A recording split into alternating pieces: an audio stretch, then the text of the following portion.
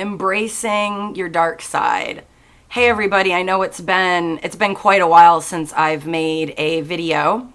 And so I thought today on Halloween would be the perfect opportunity to discuss this topic. It's actually something that I have been going through over, I want to say, about the last 5 or 6 months.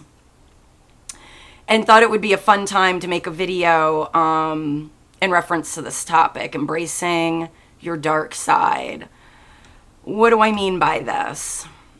In August, it all began for me in August when my cat of 20 years, Simon, transitioned. And although he was an old cat, and I knew to expect this at some point, nothing can quite prepare you for the loss of a beloved family member animal that you become incredibly attached to. Anybody that has had an animal for that amount of time can understand the emotional attachment that happens. He was my wingman.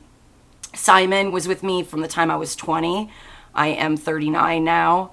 And it really propelled me into this deep emotional state. And it's actually one reason that I haven't made a video in a while. I think so many of us spend a lot of time in this kind of extroverted, communicating how we're feeling, what's going on, especially when you get caught up in making videos, that you can almost become too focused on it.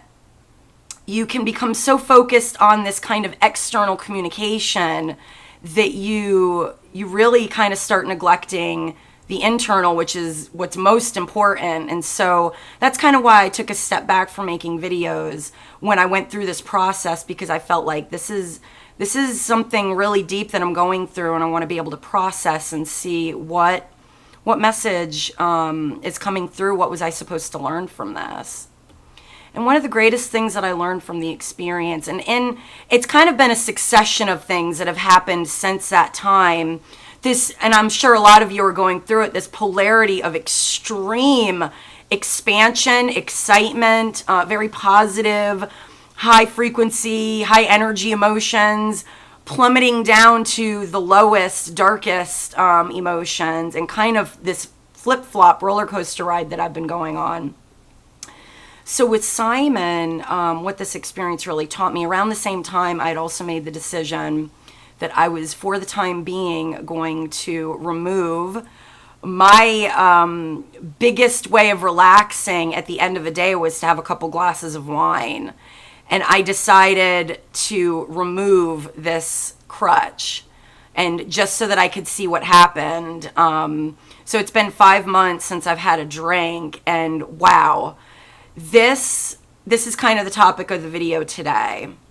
The way that many of us cope with our darker side, our negative emotions, is we don't process them, and we really don't like to feel them because we're creatures of pleasure.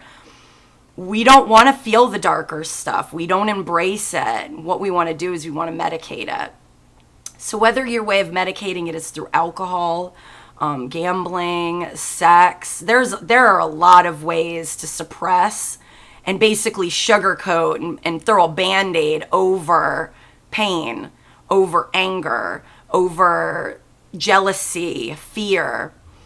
And what ends up happening, you think that you're doing yourself a big service, but really all you end up doing is making whatever that emotion is bigger, and it festers within. So when Simon was going through the transition, it was a very painful process. It took several weeks. My ex-husband helped me through it. It was actually a very bonding experience between him, I, and my daughter.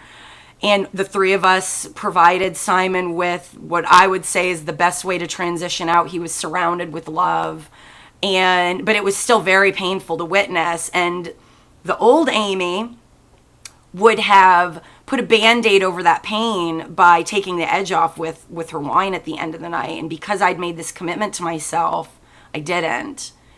And something very interesting happened. I learned there is a real power in sitting with your pain. There is a real power, and I'm not talking feeling sorry for yourself. That's where you're going into victim mode, and that's the exact opposite of what I'm talking about.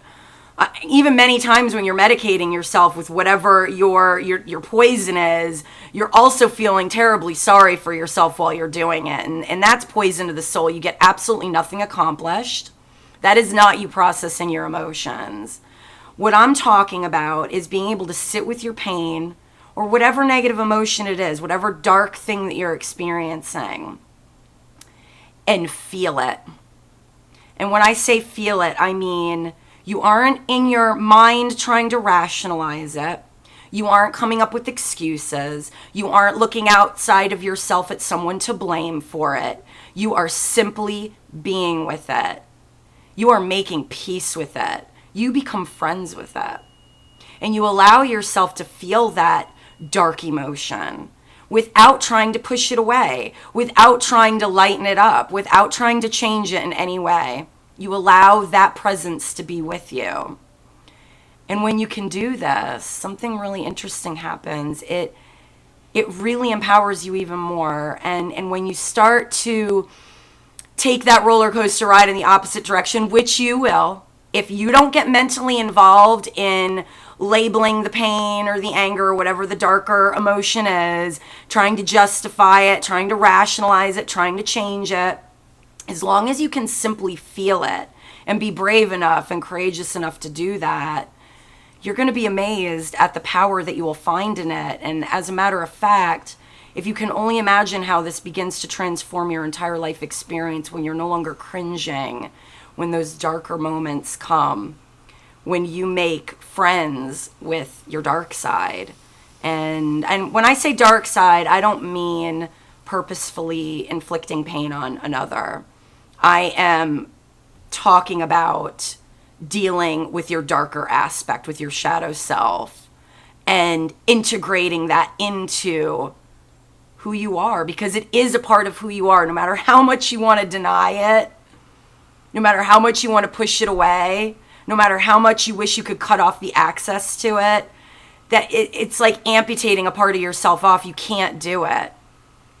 But if you can make peace with it, even make friends with it, invite it in, then you really begin to balance. Then you really begin to do the beautiful dance of polarity, of living in this 3D duality existence.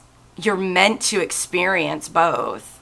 And when you can really embrace that, you're going to really watch some things transform in your life.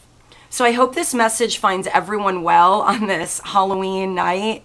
And I am wishing you the best in embracing your dark side. Until next time, namaste.